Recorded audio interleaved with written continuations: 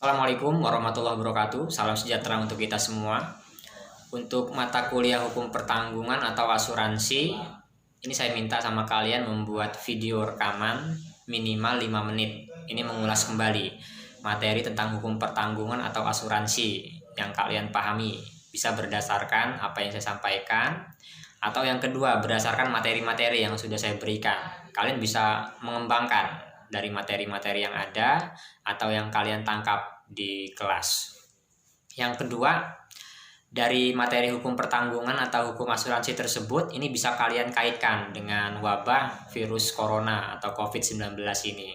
Karena dengan adanya wabah tersebut, ini membuat perekonomian ini tidak jalan. Jadi banyak orang ya, banyak nasabah, banyak debitur tertanggung di sini yang kesusahan untuk membayar angsuran, apakah itu di bank, asuransi atau leasing seperti itu. Nanti kalian kaitkan di situ. Karena ada instrumen dari pemerintah bahwa pihak kreditur, pihak leasing di sini punya kebijakan ketika memang di daerahnya tersebut ini banyak yang tidak bisa membayar karena COVID-19, maka ada instrumen, ada aturan yang boleh memperpanjang kontrak ya, atau membuat sebuah keringanan-keringanan agar debitur ini bisa membayar kepada krediturnya. Atau saudara-saudara bisa kaitkan apakah saudara di sini mengikuti asuransi atau tidak ya. Bagi yang mengikuti bisa kaitkan juga hukum pertanggungan atau asuransi ini dengan asuransi yang saudara-saudara ikuti. Bagaimana tentang masalah perjanjiannya, tentang masalah angsurannya, tentang masalah preminya, terus tentang masalah klaimnya seperti apa. Jadi yang pertama tadi, saudara-saudara mengulas tentang hukum pertanggungan atau hukum asuransi. Di dalam hukum pertanggungan atau asuransi ada penanggung, ada tertanggung. Penanggung ini pihak bank, pihak asuransi atau pihak leasing. Tertanggung ini nasabah, masyarakat atau orang yang mengikatkan diri kepada penanggung ya. Nah, di dalam hukum pertanggungan ini ada istilah-istilah yang digunakan, norma-normanya, hukumnya. Mengapa orang mau ikut asuransi? Mengapa orang ingin membuat perjanjian? Kenapa ada hukum pertanggungan atau hukum asuransi ini? Nah, itu saudara jelaskan. Karena ada hukum pertanggungan atau asuransi ini, ada namanya evenement atau peristiwa yang tidak diinginkan. Makanya orang ngikutin asuransi. Karena apa? Takut orang dengan bala, takut orang dengan peristiwa yang gak diinginkan ke depan. Nah, makanya orang mengasuransikan dirinya, harta bendanya, dan seterusnya kepada penanggung.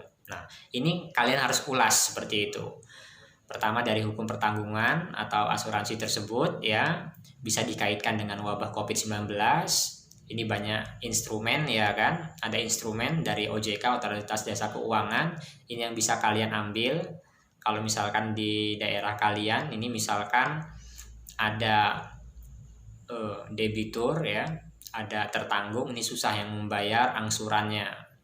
Ini kalian kembangin bagaimana, apakah boleh dari kreditur, dari leasing di sini ini membuat sebuah aturan-aturan.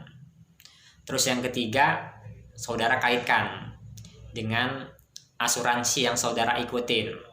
Ini bagaimana? Mungkin kalian bisa kembangkan ya kan. Videonya 5 menit. Lebih dari 5 menit tidak apa-apa. Nah, jadi ini tugas untuk hukum pertanggungan. Sumber hukumnya ada dari Wetbook Pankowandel KUHD, ada dari KUH Perdata Bergerlik Wetbook, ada dari Undang-Undang Perasuransian. Nanti kalian bisa jabarkan dasar hukumnya seperti apa dan seterusnya. Jadi lewat dari 5 menit nggak apa-apa, lebih bagus itu. Jadi saudara-saudara kalian semua buat video yang bagus sebaik mungkin. Orang melihat video kalian ini menarik, seneng kayak gitu, mau nonton terus. Jadi dibuat yang bagus sebaik mungkin ya, energik mungkin, dengan penjelasan-penjelasan yang ilmiah. Kalian presentasikan, kalian jelaskan dengan cara kalian sendiri ya, dengan pengembangan materi yang ada. Nah, itu materi ya atau tugas yang harus kalian kerjakan.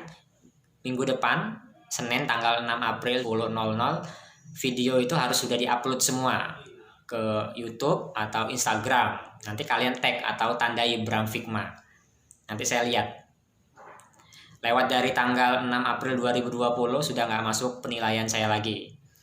Terus terakhir untuk reguler B ya, khusus reguler B malam, kalian tulis daftar hadir di bawah ini. Tulis nama kalian, NPM, kelas atau reguler B seperti itu ya di bawah. Biar saya absen. Ini aja yang bisa saya sampaikan. Salam kepastian hukum, kemanfaatan dan keadilan. Wassalamualaikum warahmatullahi wabarakatuh.